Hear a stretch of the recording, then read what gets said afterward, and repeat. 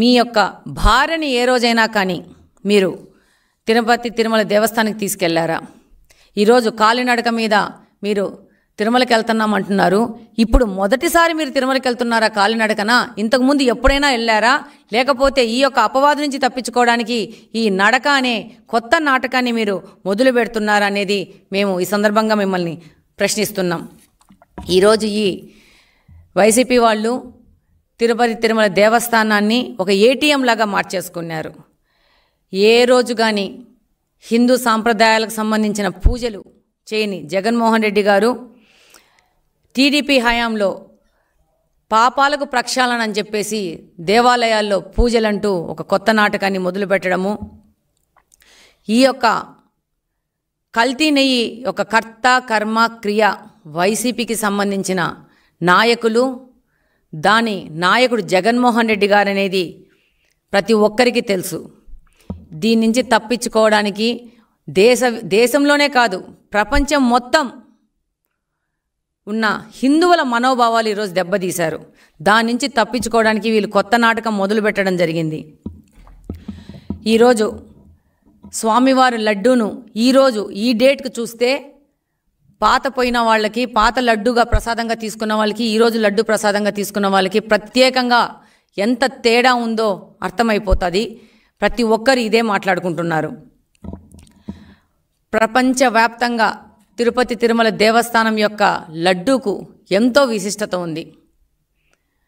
ప్రతి ఒక్కరూ తిరుపతి లడ్డూ కోసం ఎదురు చూసే పరిస్థితుల నుంచి తిరుపతి లడ్డూ మనం తిన్నామా ఈ 5 సంవత్సరాల్లోనే బాధపడే స్థితికి ఈ వైసీపీ ప్రభుత్వము మన తిరుపతి తిరుమల దేవస్థానాన్ని తీసుకొని వచ్చింది.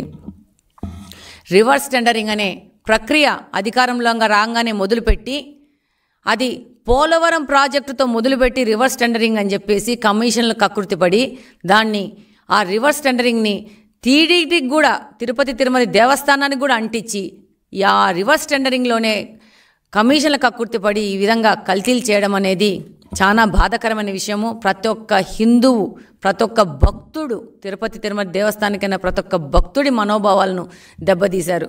ఈరోజు ఆ పార్టీలోని పెద్ద మనుషులు, పెద్ద పెద్ద హోదాలో ఉన్నవాళ్ళు, స్పీకర్ హోదాలో ఉన్నవాళ్ళు ఆ రోజు వాళ్ళకి ప్రభుత్వ యొక్క న్యాయపరమైన సలహాలు ఇచ్చేవాళ్ళు మాట్లాడుతున్నారంటే ప్రతి ఒక్కరు ఆలోచించాలా. ఎంత అధ్వానంగా మాట్లాడుతున్నారంటే ఇక మనము ఇక్కడ మాట్లాడుకోనికి కూడా మనకు సిగ్గేసే విధంగా మాట్లాడుకుంటున్నారు.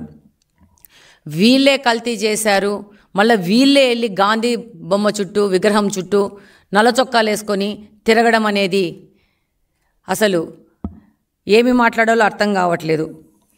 ఈ జగన్మోహన్ రెడ్డి గారు తన సిబిఐ కేసుల మీద మాత్రము విచారణ కోర్టుకు వెళ్ళడు, కానీ ఈ యొక్క లడ్డు వ్యవహారంలో సిబిఐ విచారణ కావాలా అని నేను అడుగుతున్నాను. అలాగనే టీటీడీ అంటే పవిత్రతకు పేరు. అలాంటి పవిత్ర సంస్థ పాలక మండలిలో సభ్యులుగా ఎలాంటి వాళ్ళని నియమించారు వీళ్ళ హయాంలో? లిక్కర్ స్కామ్లో నిందితులైన వ్యక్తులని, హత్య కేసులో నిందితులైన వ్యక్తుల్ని ఇక్కడ పాలక మండలిలో సభ్యులుగా నియమించిన వ్యక్తులు ఎవరంటే ఈ జగన్మోహన్ రెడ్డి గారు. ఇలాంటి వ్యక్తులు పాలక మండలిలో చేరితే ఇలాంటి పనులు చేయకుండా ఎలాంటి పనులు చేస్తారు? ఎటువంటి విచారణకైనా సిద్ధమని చెప్తూ రెండో వైపు ఏ విధమైన విచారణ జరగకూడదని కోర్టుకు వెళ్తున్నారు జగన్మోహన్ రెడ్డి అండ్ గ్యాంగ్.